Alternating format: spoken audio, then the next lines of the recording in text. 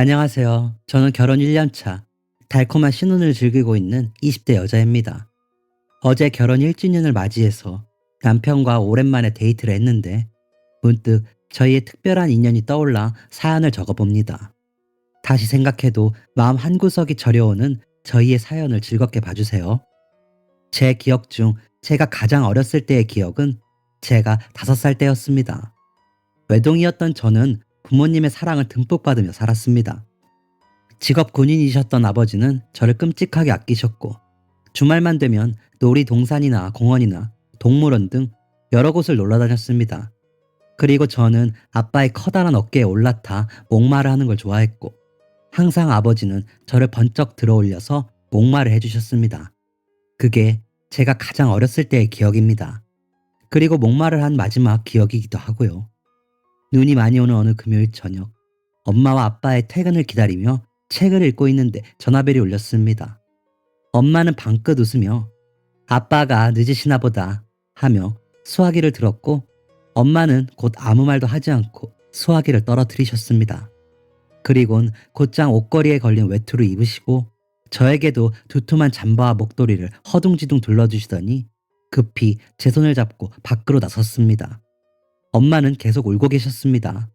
벌개진 얼굴로 아무 말도 하지 않고 아랫입술만 꾹꾹 깨물면서 울고 계셨습니다.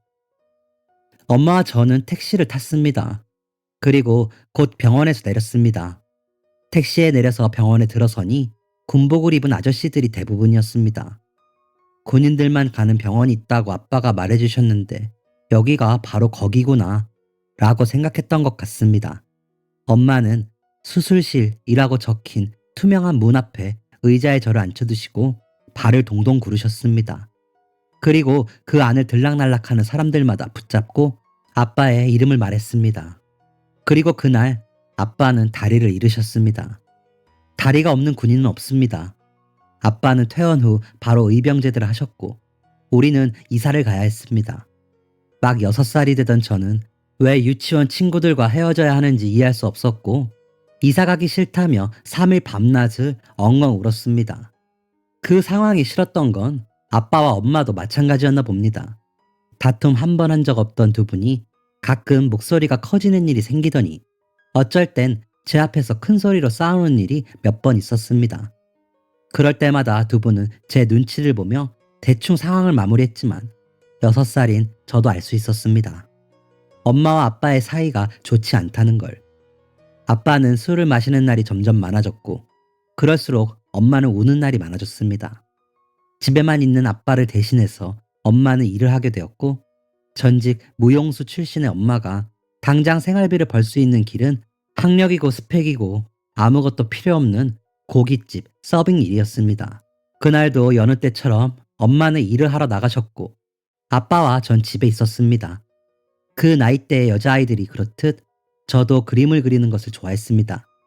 저는 커다란 스케치북에 엄마와 아빠 그리고 저를 그렸습니다. 스케치북 정중앙에 저를 그리고 왼쪽 끝에는 엄마, 오른쪽 끝에는 아빠를 작게 그렸습니다. 늘 그렇듯 술에 취한 아빠가 물었습니다. 그게 뭐냐? 우리 가족. 왜 이렇게 그렸어? 다 멀리 떨어져 있잖아. 아빠는 왜 이렇게 작아? 사이가 좋지 않으니까. 아빠는 이제 작잖아. 아빠는 아무 말도 하지 않으셨습니다. 잠깐 동안 가만히 그림을 바라보시더니 두 팔로 몸을 질질 끌고 방으로 돌아가셨습니다. 저는 아빠의 방문에 다가가 귀를 대봤습니다. 아빠는 울고 계셨습니다. 이불이나 베개에 얼굴을 파묻은 듯 소리가 잘 들리진 않았지만 흐느끼는 소리와 울부짖는 소리가 번갈아가며 들렸습니다. 다음 날부터 아빠는 휠체어 타는 연습을 시작하셨습니다. 병원에서 퇴원한 후 휠체어를 쳐다도 보지 않으셨는데 하루는 휠체어, 하루는 목발 연습을 하셨습니다. 엄마와의 사이도 조금 좋아진 듯 보였습니다. 이사를 온 후 잘 웃지 않으셨던 엄마가 그날 이후 조금씩 웃는 일이 생겼습니다. 아, 바뀌지 않은 것이 하나 있다면 우리 집 전화벨 소리였습니다. 하루에 적게는 3통, 많게는 10통도 넘게 전화벨이 울려댔는데 그건 꾸준했습니다. 그건 아주 나중에 제가 결혼을 하기 직전에 알게 된 사실인데 당시 아버지의 사고가 복무 중 일어난 것이 아닌 퇴근길에 일어났으므로 군대에선 단 한 푼의 치료비도 주지 않았고 수술비며 재활비 등을 전부 부담하여야 했고 급하게 이사를 하면서 보증금 같은 것들이 필요해 빚을 좀 졌는데 그게 말도 안 되게 불어나 그 빚을 갚으라는 독촉 전화였다고 했습니다. 그래서였는지 어느 날부터는 아예 전화기 선을 뽑았습니다. 물론 그 빚은 제가 성인이 되기 전에 다 갚았습니다. 아빠는 휠체어 연습을 하며 점점 활력을 찾으셨고 앉아서 할 수 있는 일을 찾아보겠다며 동네 미신 공장을 기웃거리기 시작하셨습니다. 아빠는 그렇게 아줌마들 사이에서 두꺼운 손을 어색하게 움직이며 미싱을 배우셨습니다. 처음엔 커다란 천에 제 각각의 모양대로 박음질만 해오시더니 나중엔 그럴듯한 티셔츠 한 벌, 그리고 더 나중엔 제가 입을 수 있는 원피스를 만들어 오시기도 했습니다. 그로부터 시간이 흐르고 제가 초등학교에 갈 무렵 아빠는 작은 수선집을 운영하게 되셨습니다. 이젠 늠름하게 목마를 해주시진 못하지만 세상에 단 하나밖에 없는 제 옷을 만들어주신 아빠가 너무 좋고 자랑스러웠습니다. 1, 2년 전까지만 해도 한없이 작아 보이던 아빠는 여전히 어깨가 넓고 등판이 커다란 멋진 분이셨습니다. 저는 그런 아버지를 보며 자연스레 원단과 디자인을 많이 접하게 되었고 어쩔 땐 아빠의 파트너가 되기도 했습니다. 손님이 맡기고 간 옷의 수선이 어려울 때 의견을 내기도 하고 아빠와 함께 원단 시장에 가서 비슷한 원단을 찾아보기도 했습니다. 그러다 중학생 때부터는 본격적으로 아빠에게 미싱을 배웠습니다. 전 엄마 몰래 교복 치마와 셔츠를 줄여 입을 수 있을 만큼 실력이 늘었습니다. 중학생 때부터 제 장래 희망은 의상 디자이너였습니다. 언젠가 나만의 브랜드를 만들어 패션쇼를 열지 않을까 하는 환상적인 상상도 많이 했죠. 물론 이 상상은 현재 진행형입니다. 꿈은 이루어진다고 하던가요. 평소 성적도 나쁘지 않게 유지했고 초등학생 때부터 쌓아온 저의 포트폴리오가 힘을 발휘해 우리나라에서 제일 좋은 의상 디자인과를 가게 되었습니다. 부모님은 그런 저를 자랑스러워 하셨습니다. 제 입학식 날 눈물을 훔치는 아빠를 엄마는 툭툭 치며 당신 덕에 미소가 재능을 찾았나 봐 라고 하셨습니다. 그렇게 전 옷에 미쳤다고 할 수 있을 정도로 열심히 공부하며 4년을 보냈고 졸업 후 제가 선망하던 브랜드의 막내 디자이너가 될 수 있었습니다. 워낙 경쟁이 심하고 티오조차도 잘 나지 않는 자리여서 사실 면접을 볼 때까지만 해도 기대는 거의 하지 않았는데 입사 후 선배에게 전해 듣기로는 제가 면접 당시 미신기 다루는 법에 자세히 얘기하고 미신기의 종류도 잘 알고 있고 종류마다 쓰임새도 정확하게 판단하고 있던 것이 합격한 가장 큰 이유라고 했습니다. 사실 모든 디자이너가 미신기를 다룰 줄 아는 것은 아니라서 그 부분이 플러스 요인이 되지 않았나 싶습니다. 입사 후 딱 하루만 좋았습니다. 이튿날부터는 정말 말 그대로 전쟁이었습니다. 디자이너가 되면 작업실에서 우아하게 옷그림을 그리고 마네킹에 옷핀을 꽂고 미신기를 돌리며 지낼 줄 알았는데 현실은 회의가 반이고 나머지 반은 외부 미팅이었습니다. 공장에 매일 가는 것은 물론이고 부자재 시장까지 정말 하루에 3만 보 이상씩 매일 걸었던 것 같습니다. 그렇게 가슴속에 사표 한 장을 품으며 회사 생활을 한 지 6개월이 되었을 무렵이었습니다. 회사로 한 남자가 찾아왔습니다. 눈이 초롱초롱 빛나는 것이 이제 막 사회생활을 시작한 신입 같았습니다. 속으로 애송이구먼 하며 기름 낀 안경을 옷으로 대충 닦아댔습니다. 그 남자는 우리 브랜드를 바탕으로 다큐 프로그램을 제작하게 될 PD라고 했습니다. 우리나라 최고의 브랜드에서 옷 하나가 나오기까지 디자인이며 마케팅이며 판매가 어떻게 이루어지는지 한 달 동안 카메라로 모두 담고 인터뷰도 종종 한다고 했습니다.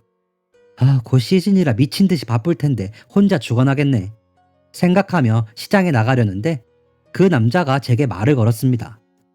어디 가세요? 시장이요. 저도 따라가도 되나요? 그러시던지. 허둥지둥 카메라를 꺼내며 쫓아오는 남자를 보며 머리를 언제 감았는지 잠깐 생각했지만 그건 중요하지 않았습니다. 한편으론 우리나라 디자이너들 머리도 못 감고 일하는 거 세상 사람들이 다 알아야 돼 라는 이상한 반항심이 생기기도 했습니다. 남자는 곧장 카메라를 얼굴 가까이 들이밀며 종알종알 말을 하기 시작했습니다. 여기 막내 디자이너시죠? 네, 그런데요. 역시 제 눈이 맞았군요.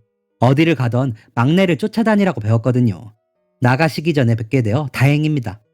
아, 예, 그쪽도 막내 아니에요? 오, 어떻게 하셨어요? 제가 사실 입사 3개월 차라 이렇게 현장에 혼자 나오면 안 되는데 저희 선배님이 엄청난 귀차니즘에 빠지셨거든요.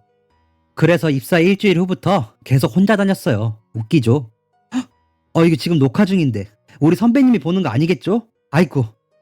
허둥대며 영상을 지우는 그 모습을 보며 역시 애송이가 맞구나 생각했습니다. 남자는 시장에 가는 차에서도 계속 저에게 학창 시절에 공부는 잘했냐? 어떻게 입사했냐? 원래 꿈이 디자이너냐? 복지는 어떻냐? 일은 재밌냐? 옷은 직접 만드냐? 회사 생활은 즐겁냐? 괴롭히는 사람은 없냐? 대표님은 자주 보냐 등 인터뷰인지 감사인지 헷갈릴 정도로 질문을 쏟아부었습니다. 슬슬 질문들이 귀찮아질 때쯤 시장에 도착했고 제가 시장 사장님들을 만나고 일을 하는 동안에는 입을 꼭 다물고 촬영에 집중하고 있었습니다. 제 짐이 점점 늘어나자 선뜻 제 짐을 들어준 게 고마워서 시장에서 떡볶이와 순대 한 접시를 사줬습니다. 보통 이런 걸 먹고 일하시나요? 시간이 없어요. 먹을 시간이. 밥보다 커피를 더 많이 먹죠. 아하, 저랑 비슷하네요. 다 먹고 한 군데 더 들려야 해요. 네, 알겠습니다, 디자이너님. 마지막으로 간 곳은 배를 채우지 않으면 버티기 힘든 곳이었습니다. 원단 시장의 터줏대감 같은 곳인데 규모도 많이 크고 체계도 잘 잡혀 있어 많은 브랜드들이 선호하는 곳이었습니다. 그만큼 원단 확보를 위한 경쟁이 치열하고 또 그만큼 사장님께 아부를 잘해야 한다는 곳이란 말이죠. 그런데 그 일도 보통이 아닌 게 사장 아주머니가 얼마나 깐깐하고 드센지 웬만한 살랑거림으로는 넘어오는 분이 아니었습니다. 하지만 오늘은 꼭 계약한 원단의 수량보다 2배 더 계약을 따내는 것이 저의 임무였습니다. 제가 심호흡을 하며 사장님께 다가가자 남자도 침을 꿀꺽 삼키며 들어왔습니다. 사장님, 안녕하십니까? 멸치똥을 따내고 계시던 사장님은 돋보기 안경을 살짝 내리더니 저를 보고 심드렁한 표정을 지었습니다. 전화드렸는데 안 받으셔서요. 자고로 사람은 얼굴을 마주하고 얘기를 해야지. 사장님은 제가 내민 바카스를 까드득 열며 말했습니다. 저 지난번에 계약한 원단이 조금 많이 필요하게 되어서 추가로 그때 계약한 것도 최대한으로 끌어준 거라고 했을 텐데. 네, 맞아요. 그러셨죠. 그런데 그 원단이 얼마나 인기가 좋은지 고객들이 너도나도 찾고 있는 상황이라. 당신네들 상황까지 알아가며 장사해야 하나 내가? 사장님은 그만 말하라는 듯 눈을 치켜떴습니다. 어떻게 해야 하나 머리를 굴리고 있는데 갑자기 촬영을 하고 있던 남자가 카메라를 내려놓더니 사장님 앞에 가서 넉살 좋게 멸치똥을 같이 땄습니다. 이게 무슨 경우인가 가만히 보고 있었습니다. 그쵸. 사정 다 봐주면서 일하면 그건 보살이지, 안 그래요? 처음 보는 얼굴이네. 신입? 신입은 맞는데 저 이 회사 사람은 아니고요. PD예요. 방송국에서 일해요. PD? 어쩐지 카메라 들고 왔더라니. 카메라 좋아하세요? 좀 찍어드릴까요? 저 사진 되게 잘 찍는데. 잠깐만요. 사장님, 핸드폰 줘보세요. 제가 좀 찍어드릴게요. 아이고, 뭐야, 갑자기 쭈글거리는 게 뭐 이쁘다고 찍는데. 뭐가 쭈글거려요? 제 눈에 쭈글거리는 건 멸치밖에 없는데요. 줘보세요. 20년은 젊어 보이게 찍어드릴게. 남자의 말에 사장님은 깔깔깔 웃으며 핸드폰을 건넸고 그렇게 멸치똥을 따다가 사진을 찍으시곤 너무 잘 나왔다며 다음에 계약서 들고 오라고 우리를 배웅해 주셨습니다. 당황스러웠습니다. 그렇게 아양을 떨며 한우며 조기며 가져가 바쳤을 땐 눈 하나 깜짝 안 하더니 이렇게 쉽게 계약이 성사되다니. 남자는 시장을 나온 뒤로 으스대는 등 어떠한 말도 하지 않았습니다. 고맙다고 말해야 하나 고민했지만 오글거려서 말은 못했습니다. 회사에 돌아가는 차 안에서는 다시 인터뷰가 시작되었습니다. 아까와 비슷한 맥락의 질문들에 비슷한 대답을 하고 있으니 금방 회사에 도착했습니다. 사무실까지 짐을 옮겨준 남자는 다른 부서에도 가봐야 해서요. 그럼 이만 하며 씩 웃으며 사라졌습니다. 그리고 전 평소와 다를 것 없는 업무를 했고 웬일로 퇴근을 할 수 있게 된 저는 정말 오랜만에 팩을 하고 잤습니다. 아침엔 머리도 감아봤습니다. 아마 그때 머리를 감으면서 오늘도 촬영을 하려나 하는 생각을 했던 것 같습니다. 아침부터 회의가 있던 날이라서 1층 카페에 들려 커피를 주문하는데 누군가 옆에 쓱 다가왔습니다. 그 남자였습니다. 살짝 고개를 끄덕인 남자는 웃으면서 무슨 커피를 그렇게 많이 시키냐고 했습니다. 회의가 있다고 했더니 그럼 저도 가야겠네요 라고 당연하듯 말하면서 혼자 커피를 다 챙겨서 앞장섰습니다. 누가 보면 같은 디자이너 팀인 줄 알 겁니다. 남자와 회의실에 커피를 세팅하고 자료를 차례대로 자리에 놓고 있는데 기획팀 팀원들이 들어왔습니다. 까르르거리며 들어오더니 남자를 발견하고는 친근하게 말을 걸었습니다. 어머, 피디님, 오늘은 여기 계시네요. 홍길동이야 뭐야. 오늘도 잘생기셨다, 피디님. 맞아요, 귀여워요, 큐티보이. 이따 저희 팀 와요? 점심 같이 할래요? 제잘제잘 자기네들 할 말만 쏟아내는 기획팀 말에 남자는 당황해하면서 이따 보고요 하며 어물쩍 넘어갔습니다. 기획팀 여자들은 그 말에 또 좋다며 깍깍거리고 자리에 앉았습니다. 자세히 보니 못날 얼굴은 아닌 것 같았습니다. 잘생길 것 같기도 하고. 그리고 방송사 PD면 아마 공부를 엄청 잘했을 겁니다. 적어도 스카이는 나와야 PD 할 수 있다던데. 그럼 연봉도 높을 테고 그래서 인기가 많은 거겠죠. 이런 생각들을 하고 있는데 어느새 회의가 끝나 있었습니다. 남자는 회의실을 정리하는 제게 오더니 오늘은 안 나가냐고 물었습니다. 저는 오늘 작업실에 가서 신상품을 체크해야 한다고 했습니다. 남자는 또 그럼 저도 가야겠네요 하며 사람 좋게 웃더니 저를 쫓아왔습니다. 작업실에 가서 신상품 체크를 하며 박음질이 제대로 안 되어 나왔거나 부자재가 잘못 달려져 있는 상품들을 수정하고 있었습니다.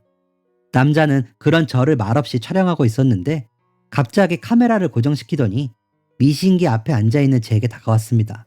그리곤 입고 있던 맨투맨 티를 벗더니 저에게 건네주었습니다. 목에 달린 택이 너무 거슬리는데 이것도 떼어낼 수 있어요? 어휴, 이건 손으로 뜯어도 뜯어져요 라고 말하고 싶었지만 그냥 고개를 끄덕였습니다. 남자의 맨투맨에서 기분 좋은 섬유유연제 냄새가 났습니다. 남자는 책상에 팔로 기대어 쪽가위로 택을 툭툭 떼어내는 저를 유심히 바라보았습니다. 지금 생각해보니 남자는 안에 반팔티를 입고 있어서 목이 불편하지 않았을 거란 생각이 드네요. 남자는 제 옆자리에서 앉아 작은 노트를 꺼내더니 인터뷰를 시작했습니다. 미싱은 언제부터 시작했어요? 손재주가 좋네요. 그림도 잘 그리던데 글씨는 좀 못 쓰더라고요. 머리 길면 안 불편해요? 머리가 원래 조금 갈색이에요? 질문이 이상한 방향으로 가기 시작했습니다. 택을 떼어난고 실밥을 정리하다가 뭔가 이상하다는 느낌을 받은 제가 남자 쪽을 돌아보니 남자가 씩 웃으면서 마지막 질문을 했습니다. 남자친구는 있어요? 당연히 없지만 있으면 어쩌려고 저렇게 사람을 홀리나 싶었습니다. 저는 얼굴이 홍당무처럼 달아올랐고 붉어진 얼굴을 숨기려 대답도 하지 않은 채 고개를 숙이고 일에만 집중을 했습니다. 작업을 마치고는 도망치듯 작업실을 빠져나왔고 그 이후로는 남자는 매일같이 저를 찾아왔습니다.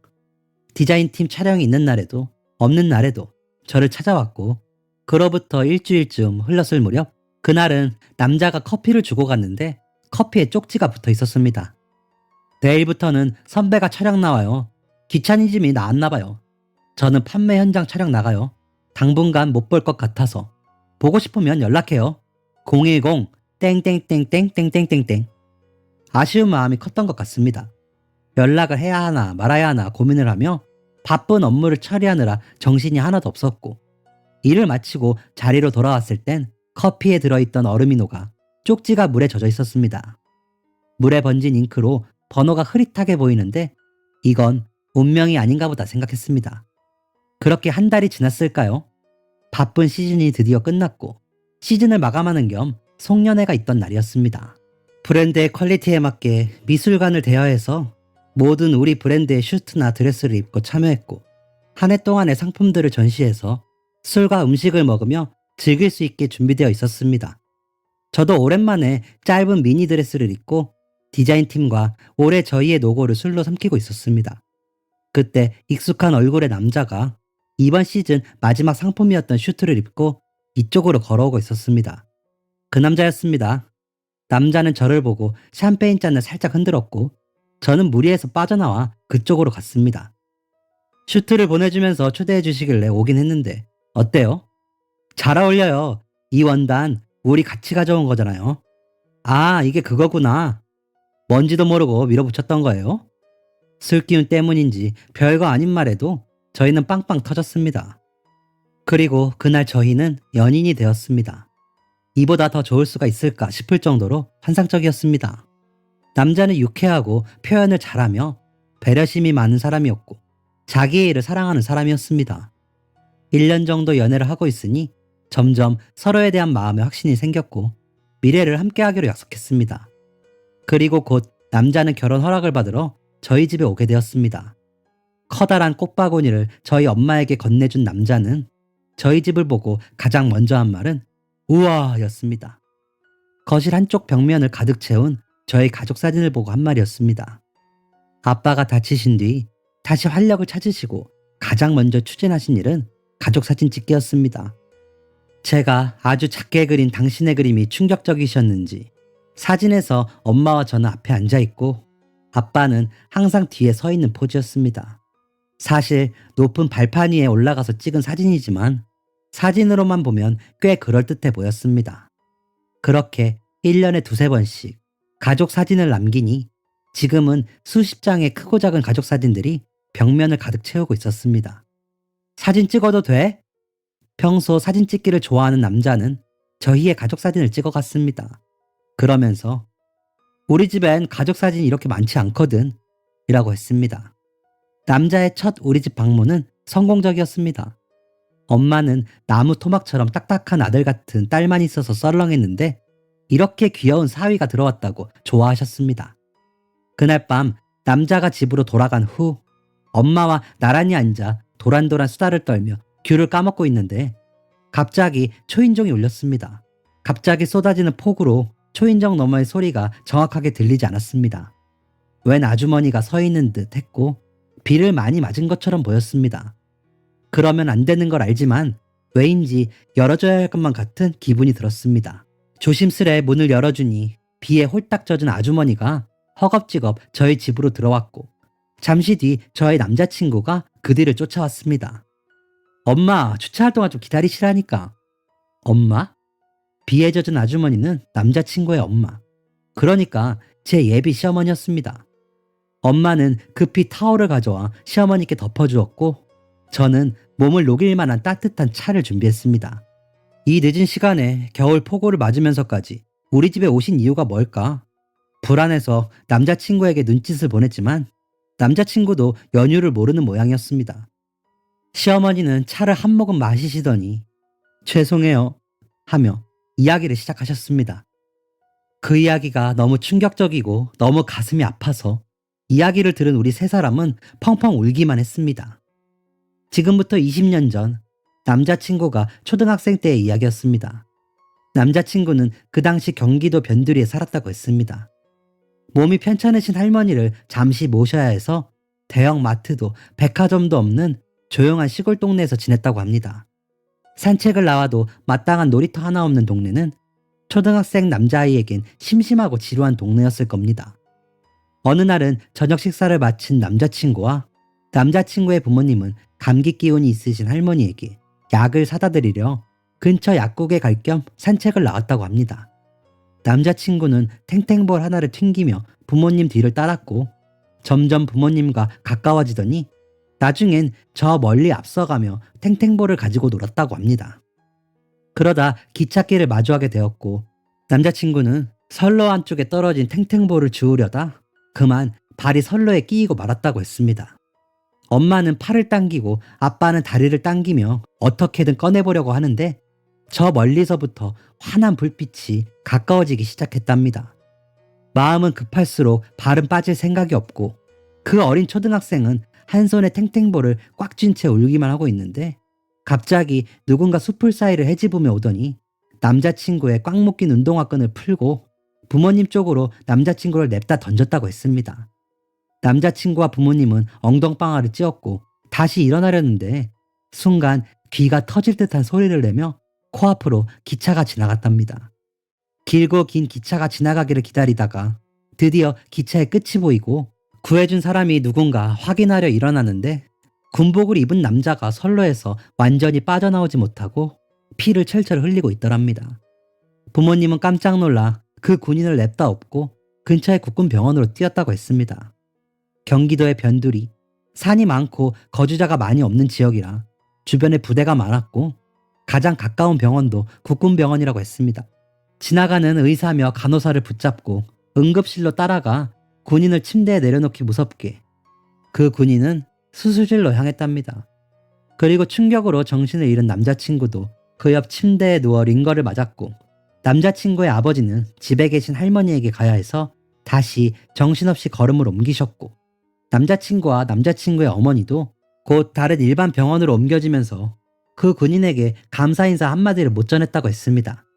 다행인지 남자친구의 아버지가 그 군인의 명찰에 적힌 이름을 또렷이 기억하였고 수소문을 해서 근처 부대에 같은 이름을 찾아내었다고 했습니다. 하지만 이미 제대로 했다고 하여 사정사정해서 겨우 전화번호를 알게 되었는데 그 번호조차 잘못되었는지 신호는 가지만 안 받는 날이 계속되더니 나중에는 아예 없는 번호로 바뀌었다고 했습니다. 그리고 마지막으로 시어머니는 눈물에 잠긴 목을 억지로 쥐어짜내며 말씀하셨습니다. 그분이 바로 이댁 바깥 사돈인 것 같아요. 엄마와 저는 아무 말도 할 수 없었습니다. 시어머니의 입에서 아빠의 이름까지 나오니 갑자기 5살 때의 기억이 선명히 떠올랐습니다. 춥고 추운 날, 엄마의 차가운 손을 잡고 갔던 길, 수술실 앞에서 계속 눈물만 흘리며 아빠를 찾던 엄마의 모습, 아무것도 모르면서 그런 엄마를 안아주고 얌전히 있던 나. 모든 기억이 선명하게 스쳐 눈물이 났습니다. 남자친구도 자신의 목숨을 구해준 사람이 장인어른이라는 생각에 적잖이 충격받은 듯 조용히 눈물을 훔쳤습니다. 엄마는 숨이 넘어갈 듯 우셨습니다. 아빠는 단 한 번도 그날의 상황을 자세히 말해주지 않았습니다. 그저 발을 잘못 디뎌 기찻길에 넘어졌다는 말도 안 되는 말만 반복하셨습니다. 아마 누군가를 원망하고 싶지도 기대고 싶지도 않아 그러셨을 겁니다. 시어머니는 저희 아빠를 한 번만 만날 수 있냐며 돌아가신 시아버지 목까지 감사 인사를 드리고 싶다고 하셨습니다. 엄마와 저는 눈이 마주쳤습니다. 엄마는 다시 눈을 꼭 감고 손수건으로 눈을 꾹꾹 누르셨습니다. 아버지 없어요. 작년에 돌아가셨어요. 제 말에 시어머니는 충격을 받으신 듯 입을 벌리고 아무 말도 하지 않으셨습니다. 그저 벽에 걸린 가족 사진들을 찬찬히 살펴보셨습니다. 이렇게 생기셨구나. 이런 분이셨구나. 그때 날이 너무 어두워서 얼굴 한번 제대로 보지 못했거든요. 사진 속 군복에 적힌 이름만 보고 알아챘는데 제 아들을 살려주신 은인에게 감사 인사 한번 못 드리고 죄송합니다. 죄송합니다. 정말 죄송합니다. 시어머니는 사진 앞에 엎드려 엉엉 우셨습니다. 축축하게 젖은 시어머니 어깨가 흐느끼는 소리에 맞춰 흔들렸습니다. 잠시 뒤 어느 정도 진정이 된 시어머니는 남자친구의 부축을 받으며 퉁퉁 부은 눈으로 다시 오겠다고 인사를 하고 돌아가셨습니다. 기운이 빠질 정도로 눈물을 흘리신 어머니도 곧장 방으로 돌아가셨고 저도 거실을 대충 정리하고 방으로 들어가려고 했습니다. 어지러진 휴지며 컵들을 치우며 그동안 찍은 가족 사진을 보았습니다. 생각해보니 한 5, 6년 동안 아버지는 항상 군복을 입고 사진을 찍으셨습니다. 군인이었다는 명예가 있어서였을까요? 아니면 딸에게 작고 초라한 아빠의 모습으로 기억되기 싫어서 그러셨을까요? 이 사실을 아빠가 돌아가시기 전 조금 더 일찍 알았다면 어땠을까 하는 생각도 들었습니다. 변하지 않는 건 저에게 아빠는 언제나 가장 커다란 존재이고 가장 든든한 존재이며 가장 존경스러운 사람이었다는 것입니다. 그로부터 1년 반이 흐른 지금 어떻게 되었냐고요? 시어머니는 늦었지만 그때의 은혜를 갚으신다며 엄마에게 작은 아파트 하나를 선물해 주셨고 엄마는 계속 거절하시더니 나중엔 지금 집이 혼자 살기에 커서 걱정이었는데 잘 되었다며 그 집으로 이사를 가셨습니다. 아, 물론 가족 사진을 전부 챙겨서 가셨어요. 당시 넉살 좋던 남자친구는 지금 제 남편이 되어 여전히 저를 웃겨주고 있습니다. 그리고 가장 크게 변한 사실이 하나 있습니다. 작년 아빠가 돌아가신 뒤 찍지 않았던 가족 사진을 다시 찍기 시작했습니다. 저와 엄마, 남편, 그리고 시어머니까지 이제는 4명이 되어서 말이죠. 내년엔 식구가 하나 더 늘어서 5이 되지 않을까요? 아, 마지막으로 아빠에게 하고 싶은 말 한마디만 할게요. 아빠, 아빠는 언제나 내게 세상에서 제일 키가 큰 인생 최고의 남자야. 아빠가 내 곁에 없어도 언제나 아빠를 사랑해. 항상 멋진 우리 아빠. 사랑하고 감사합니다. 지금까지 사연 들어주셔서 감사합니다. 사연이 재밌으셨다면 구독과 좋아요를 눌러주세요. 감사합니다. 안녕히 계세요.